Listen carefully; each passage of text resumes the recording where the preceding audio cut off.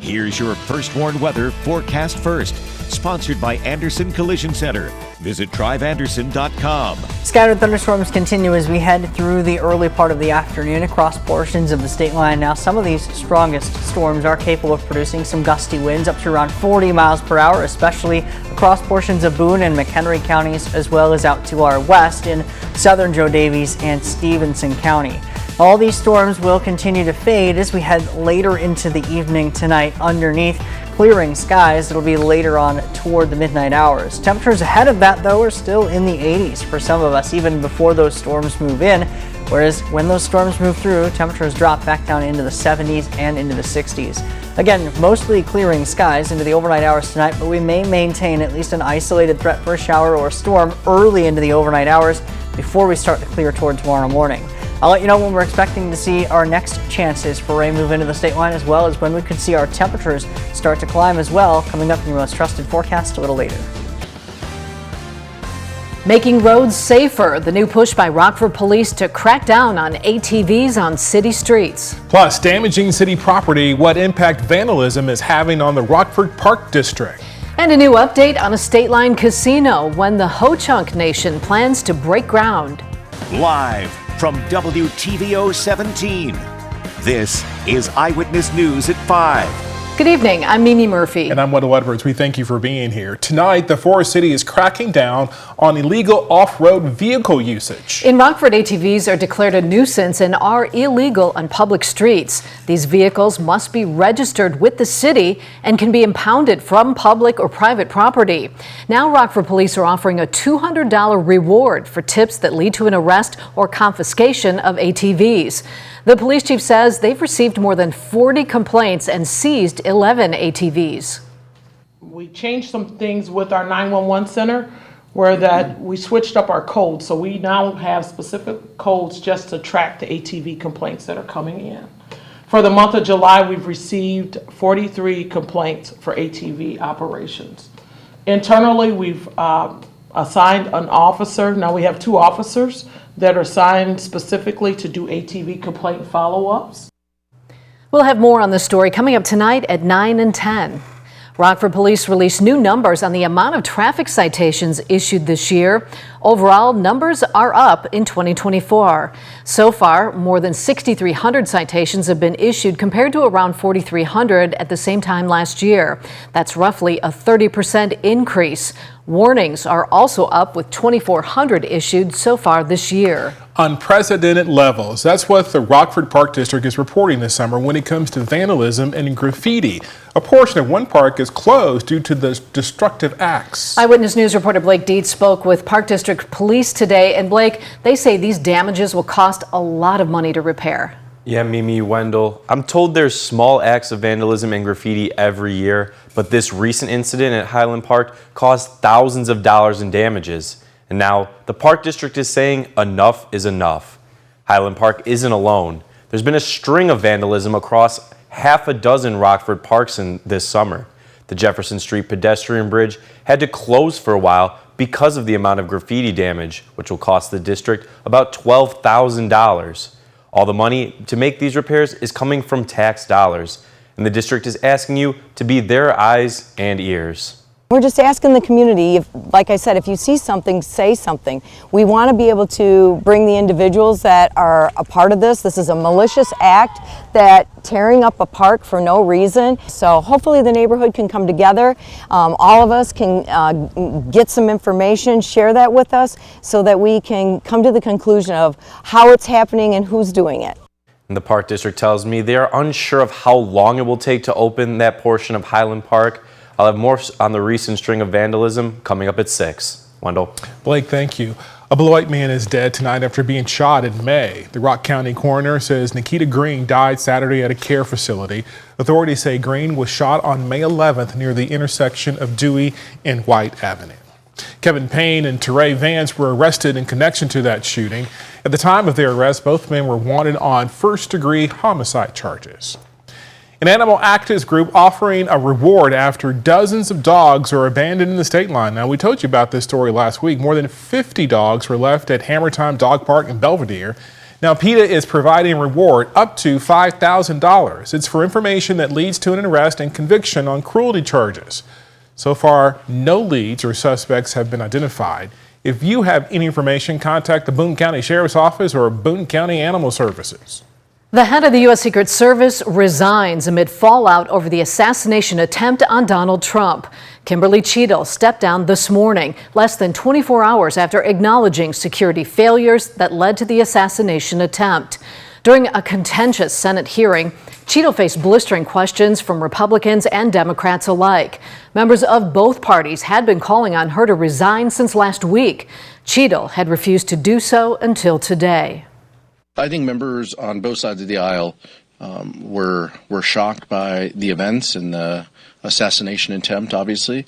It's important that the Secret Service accept some responsibility. I'm happy to see that she has heeded the call of both Republicans and Democrats.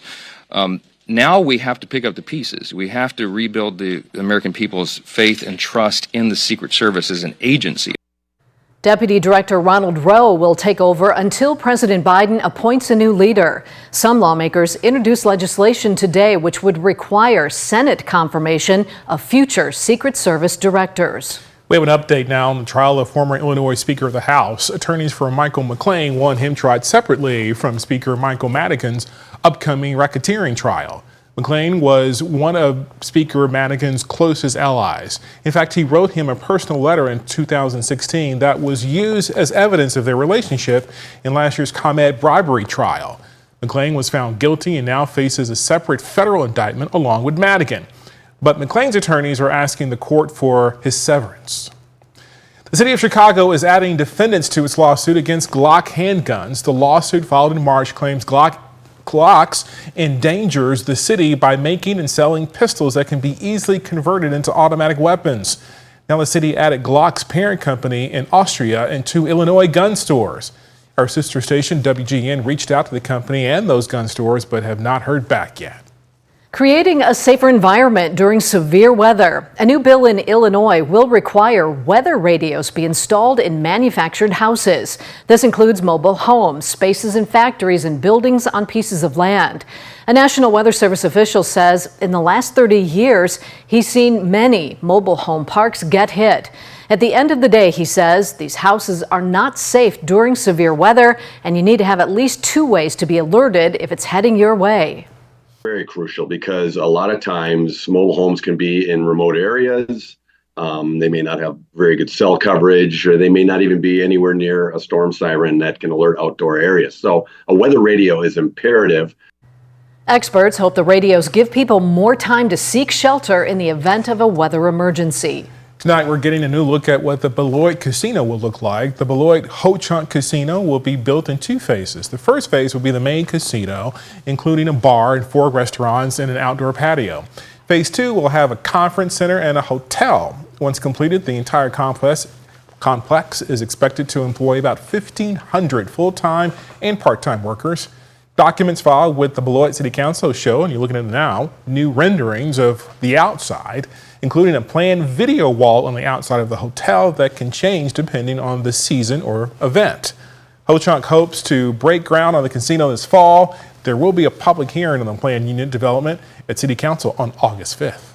Republicans threaten legal action over President Biden withdrawing from the presidential race. Up next, why some experts say that legal action is unlikely to bear fruit. And coming up at 6, combating domestic violence. The new report showing a rise in deaths across Illinois. Our temperatures have made their way into the low 80s ahead of some scattered thunderstorms that are slowly moving through the state line. I'll track the latest on where those storms are and how long they're going to stick around into the night coming up in just a few minutes. You're watching Eyewitness News, your home team, with Mimi Murphy, Wendell Edwards, Scott Leber, and meteorologist Jordan Wolf. Republicans are threatening legal challenges over President Biden's decision to leave the race. But some experts are saying those challenges are unlikely to be successful. Washington correspondent Hannah Brandt explains why. As Democrats try to swap out President Biden from the top of the ticket, Republicans are pushing back. I think they've got legal trouble. Just before the president dropped out of the race, House Speaker Mike Johnson told ABC News the withdrawal would raise legal issues. These elections are handled at the state level. Every state has its own system, and in some of these, it's not possible to simply just switch out a candidate. But legal experts disagree. There's really nothing that the Republicans can do as a legal matter to stop the switch from happening. Campaign law professor Paul Smith says Democrats don't have a legal obligation to nominate President Biden. He's not on a ballot anywhere yet. He's only a presumptive nominee before he pulled out. And political communications professor Peter Loesch agrees, saying the Democratic Party has the power over their presidential ticket, not Republicans. It's not theirs to decide. It's up to the Democrats to decide who the Democratic nominee is going to be. I think they're trying to throw sand in the gears. The Democratic National Committee says it'll have delegates vote through a virtual roll call to choose a nominee by August 7th.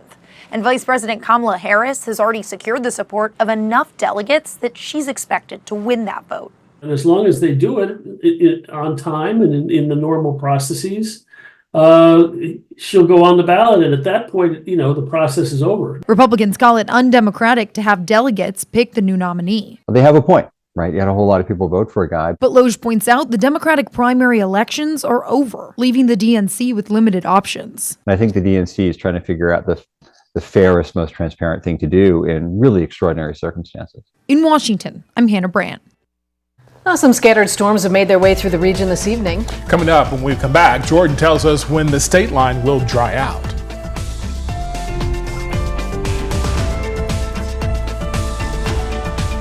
Now, your First Warn weather forecast from meteorologist Jordan Wolf. A little bit of a rainy picture with our Mercy Health SkyTrack camera overlooking the Poplar Grove Airport, brought to us by Poplar Grove Airport, is showing off still very rainy skies for at least a few of us across the state line. That's where we're seeing at least one pocket of these scattered thunderstorms working their way through. Elsewhere, we're also seeing additional thunderstorm activity, but a lot of that activity concentrated across Poplar Grove at this present time, whereas we have additional storms that have been developing still out to our west, but those are moving into a little bit of a more stable environment, so we're not seeing as much of that storm maintenance out that direction. Out to the east, however, specifically in Poplar Grove, we're not really seeing as much of these storms that had moved through there earlier, so therefore those storms are at least maintaining their strength here a little bit longer. Nonetheless, we are still seeing a few of these outflows and some gusty winds with these storms out to our west. We actually saw that outflow kick out from those storms that actually more than likely ended up canceling the end of that thunderstorm activity for at least some of us out that direction. Really just weakening that storm as the outflow moved through.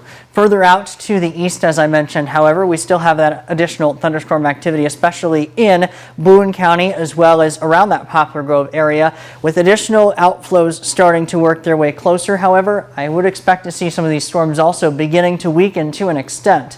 We are also seeing some of the rain that's been falling across other portions of the state line, including our SkyTrack camera out in Freeport. Still some pretty heavy curtains of rain showing up there with the SkyTrack camera is brought to us by the Rockford Career College. Where rain has been falling, temperatures are a little bit cooler, down into the low 70s in Freeport as well as in Savannah, 66 in Galena, 74 Sterling.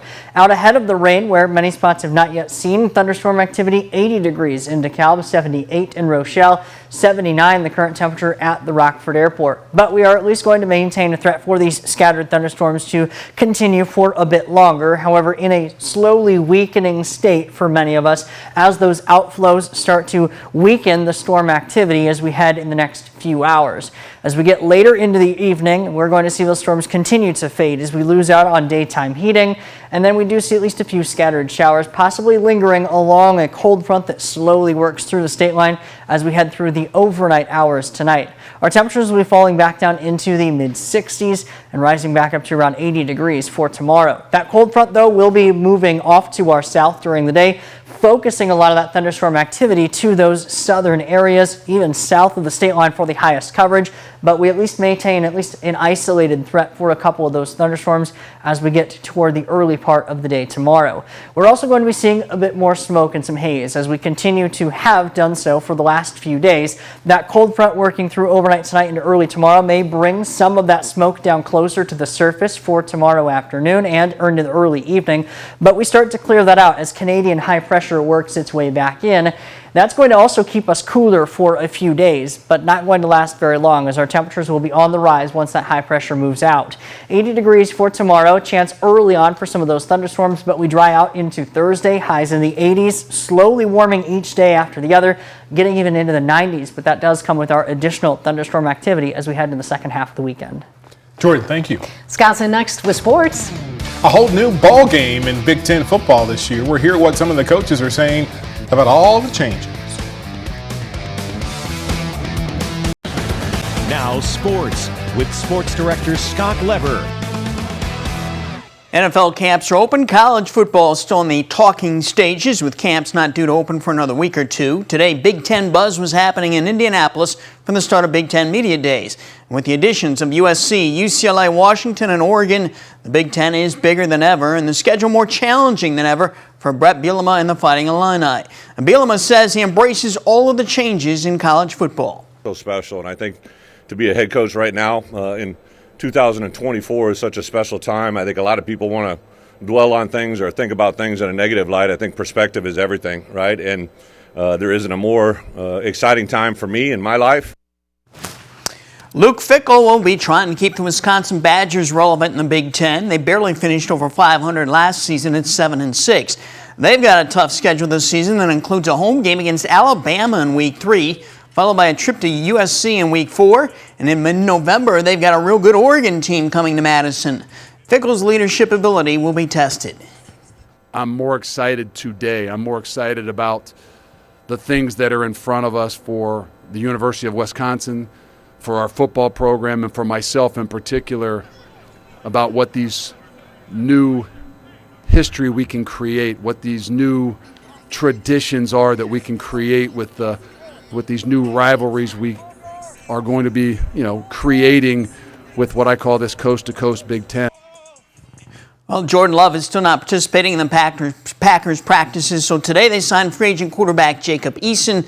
Packers gave him a tryout back in rookie camp in May, even though he's been in the league since 2020. Now, Packers practiced in a heavy rain today. Josh Jacobs will be the Packers' top running back going into the season. He slots ahead of A.J. Dillon. Dillon has underachieved since the Packers took him in the second round. He's in the final year of his contract, and that has him reporting in much better shape than he's been in the past. And Matt LaFleur has noticed. This is the best I've seen him, hands down, and I think he would tell you the same. I think it's just a testament to the work that he's put in. He came back in great shape. I mean, shoot, I was joking with him the other day. You can see the abs on him, and that's hard for a big man to do. Yeah, he looks like he's in great shape. And that's sports. We'll be right back. Scattered thunderstorms continue here into the early part of the evening on the First Warn Interactive Radar, brought to us by Rockford, Glass & More. Some of those storms may be capable of producing some gusty winds along with some heavy rain, but some of them are in a weakening state, especially across the western half of the viewing area, as they have become a bit more outflow driven.